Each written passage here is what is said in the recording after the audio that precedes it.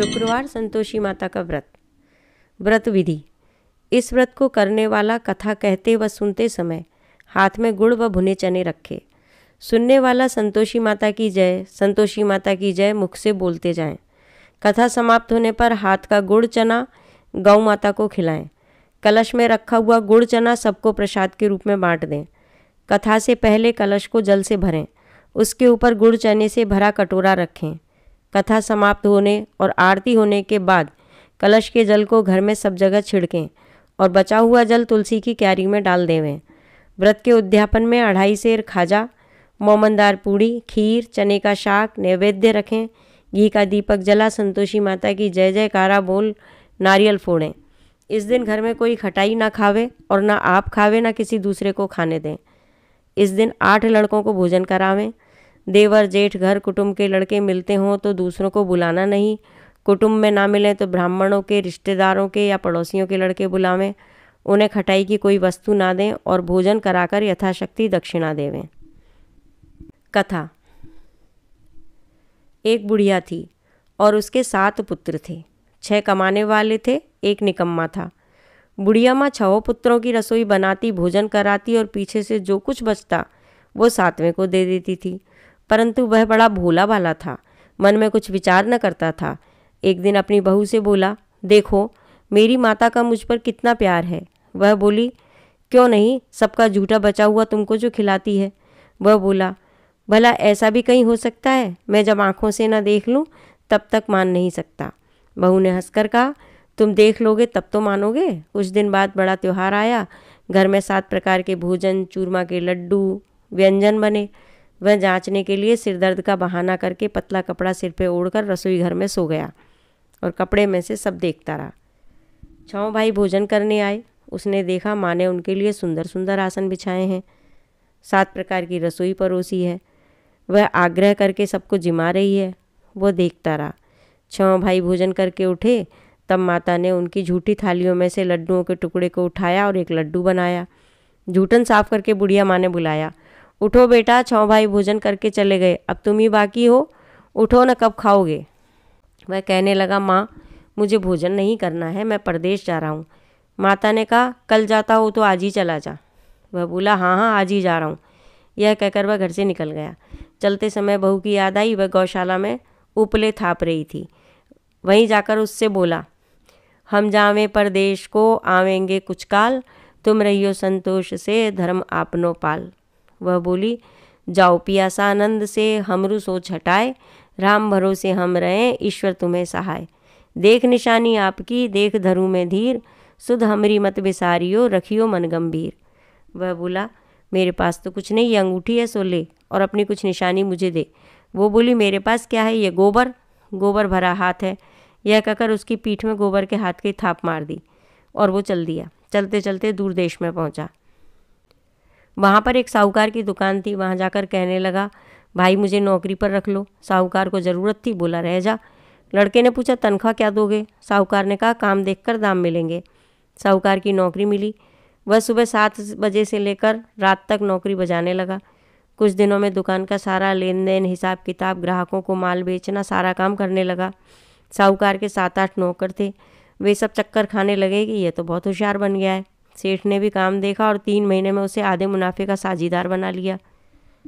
वह 12 वर्ष में ही नामी सेठ बन गया और मालिक सारा कारोबार उस पर छोड़कर बाहर चला गया। अब बहू पर क्या बीती सो सुनो। सास ससुर उसे दुख देने लगे।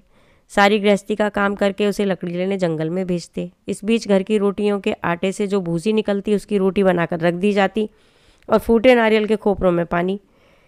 इस तरह दिन बीतते रहे। एक दिन वह लकड़ी लेने जा रही थी कि रास्ते में बहुत सी स्त्रियां संतोषी माता का व्रत करती दिखाई दी। वह वहाँ खड़ी होकर कथा सुनने लगी। बोली, बहनों ये तुम किस देवता का व्रत करती हो और इसके करने से क्या फल मिलता है? इस व्रत के करने की क्या विधि है? यदि तुम अपने व्रत का विधान मुझे समझा के कहोगी तो मैं तुम्हारा बहुत एहसान मानूंगी। तब उनमें से एक स्त्री बोली, सुनो, यह संतोषी माता का व्रत है। इसके करने से निर्धनता, दरिद्रता का नाश होता है और लक्ष्मी जी घर आती हैं। मन की चिंताएं दूर होती हैं। घर में सुख होने से मन को प्रसन्नता और शांति मिलती है। नेह पुत्र को पुत्र मिलता है। प्रीतम बाहर गया हो तो जल्दी आता है। कुंवारी कन्या को मनपसंद वर मिलता है।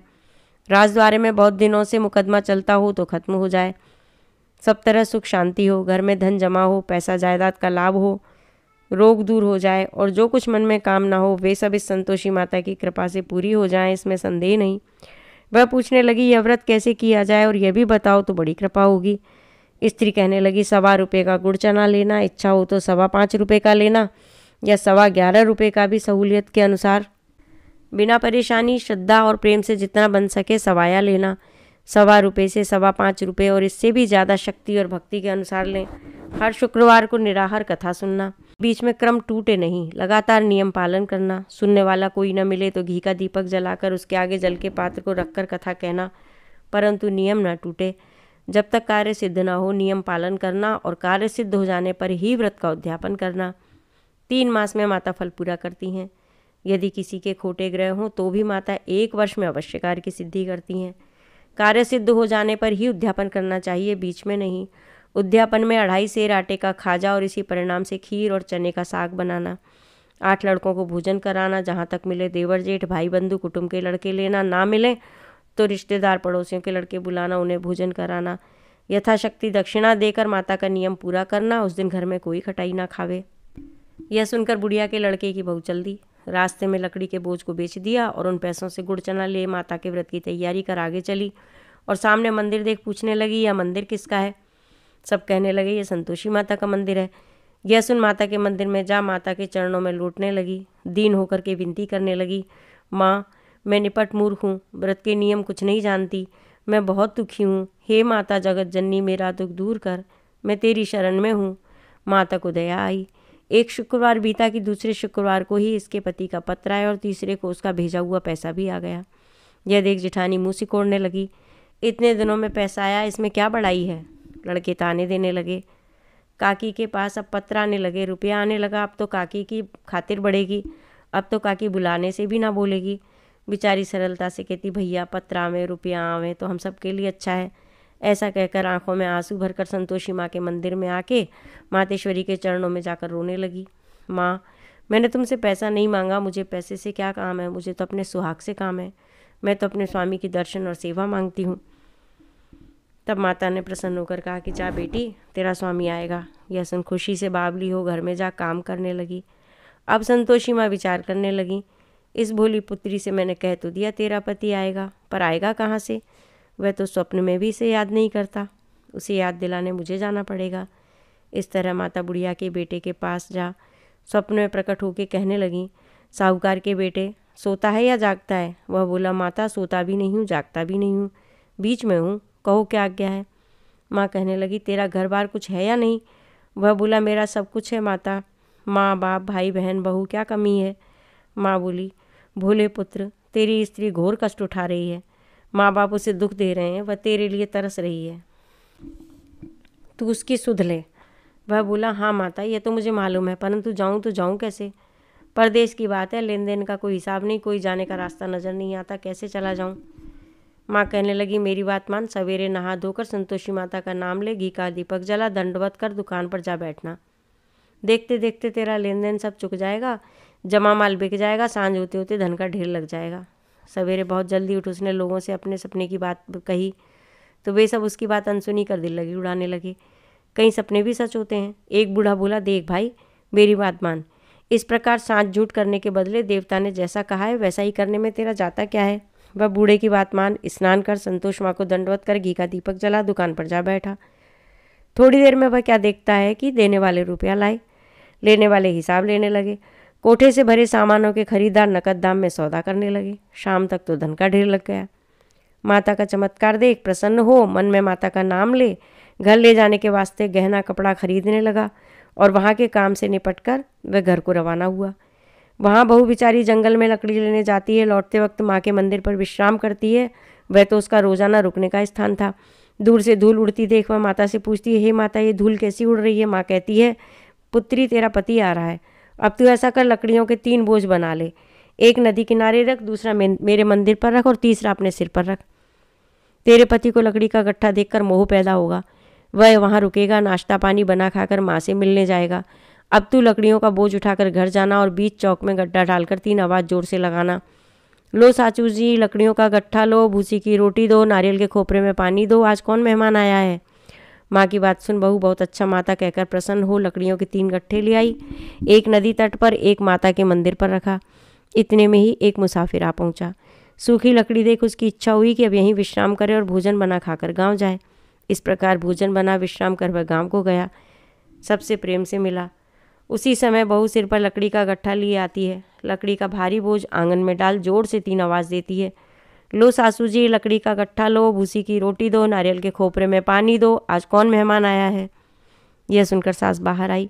अपने दिए हुए कष्टों को भुलाते हुए कहती है, अरे बहू ऐसा क्यों कहती हो, तुम्हारा मालिक ही तो आया है, आओ बैठो, मीठा भात खा, भोजन कर, कपड़े गहने पहन। इतने में आवाज़ सुन उसका स्वामी बाहर आता है और अंगूठी देख व्याकुल हो माँ से पूछता है, माँ यह कौन है।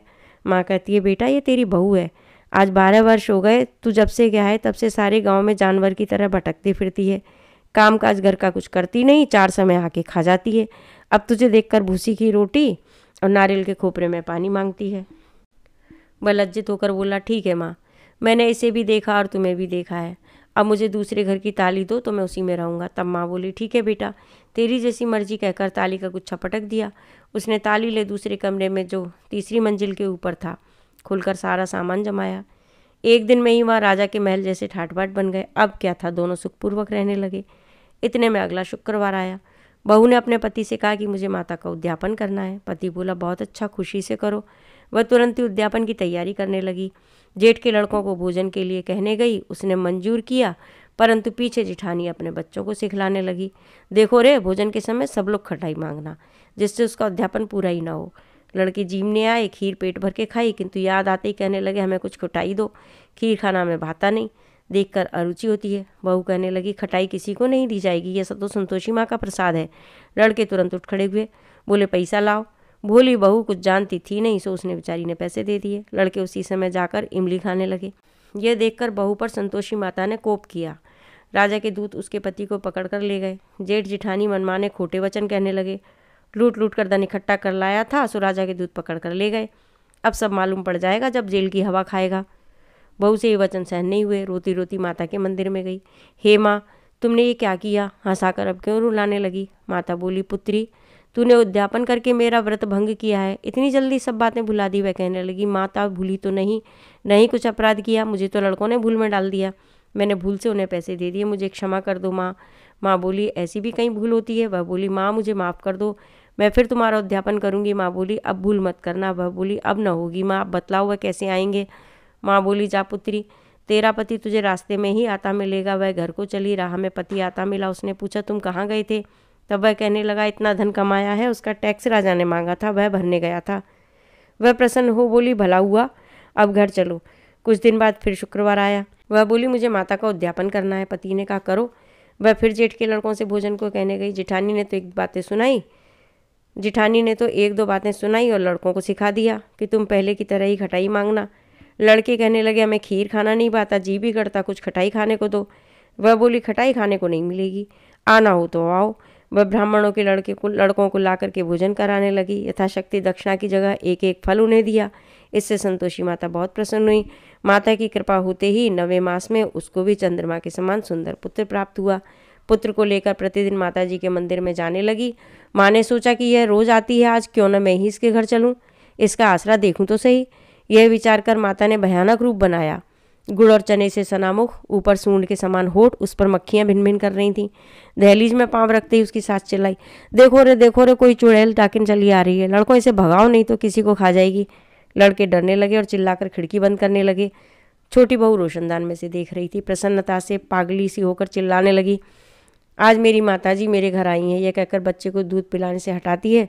इतने में सास का क्रोध फूट पड़ा। बोली, इसे देखकर कैसी उतावली हुई है जो बच्चे को पटक दिया। इतने में माँ के प्रताप से जहाँ देखो वहाँ लड़के ही लड़के नजर आने लगे। वह बोली, माँ जी, मैं जिनका व्रत करती हूँ यह वही संतोषी माता है।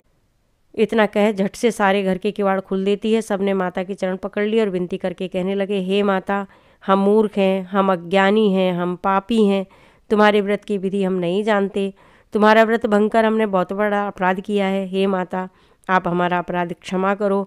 इस प्रकार माता प्रसन्न हुई। माता ने बहू को जैसा फल दिया वैसा सबको दे। जो पढ़े सुने उसके मनोरथ पूर्ण हो। बोलो संतोषी माता की जय।